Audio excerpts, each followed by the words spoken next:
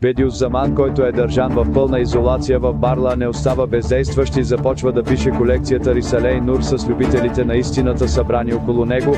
Ръкописните произведения се разпространяват от ръка на ръка и достигат до всички краища на страната, обаче тази ситуация ще привлече вниманието на Анкара.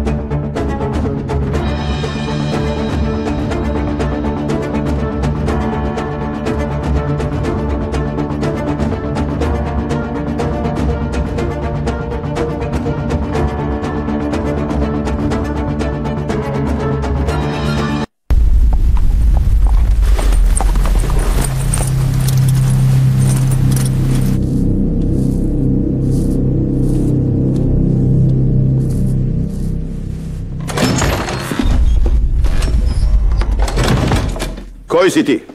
Кой си ти? Питам те. Кой си ти? Ти ме попита. Кой си ти? Сега те питам. Кой си ти? Аз съм околийският управител.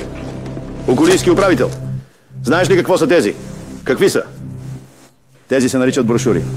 Те идват от този малък район и стигат чак до Анкара. Това е тревожно. Въпреки че са написани на забранен сценарий, те се разпространяват от ръка на ръка. Спиш ли, а? Сляп ли си или какво? Кой си ти?